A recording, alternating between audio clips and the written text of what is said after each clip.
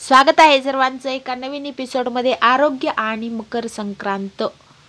गूळ खोबरे बुद्धिवर्धक म्हणून बाप्पाचा नैवेद्य गूळ खोबरे, गूळ शेंगदाणे, शेंगादाण्याचा लाडू.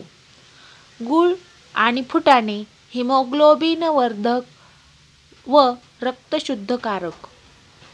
तीळ आणि गूळ calcium, magnesium, iron, zinc, selenium, हृदयासाठी फायदेशीर आणि थंडीमध्ये शरीर गरम ठेवायला उपयोगी.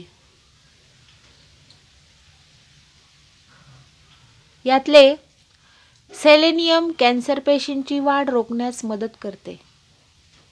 म्हणून संक्रांतीला गुळपोळी, थंडीत बाजरीची तीळ लावलेली भाकरी, शरीरात ऊर्जा, उष्णता निर्माण करण्यासाठी डिंकाचे लाडू किंवा राजगिरा लाडू, गुळतूप पोळी, शेंगादाणा चिक्की किंवा भिजवलेले हरभरे.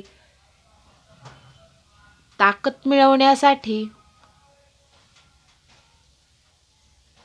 उन्हाळ्यात नाचणीची आंबील, ताक, मठ्ठा, लिंबू सरबत, आंबाडीचे व कोकम सरबत, सोलकढी इत्यादी. सरबते शरीरात थंडावा निर्माण करून दाह कमी करण्यासाठी असे अनेक पदार्थ मिश्रणाचे केमिकल कंपोजिशन पाहिल्यास त्या शरीरासाठी फायदेशीर दिसतील.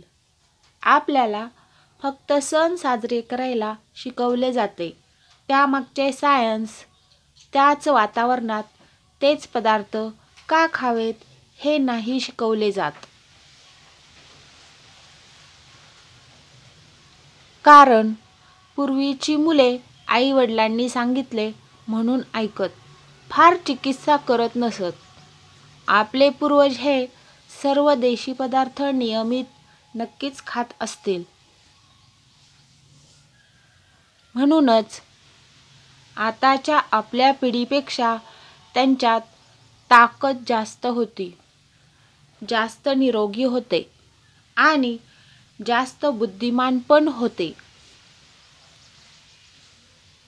अहो, वयाच्या 18-19 वर्षी वाघभट्टाचार्यांचे संपूर्ण आयुर्वेद, आर्यभट्ट याचे संपूर्ण भूमिती, बीजगणित, ज्ञान, ज्ञानेश्वरी, तेव्हाच्या लोकांनी आपली संस्कृती हजारो वर्षापासून सायन्समध्ये ॲडव्हान्स आहे. ताकद वाढवा, आपल्या संस्कृतीवर विश्वास ठेवा.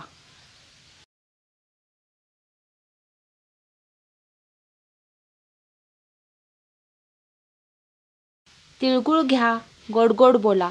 हॅपी मकर संक्रांत.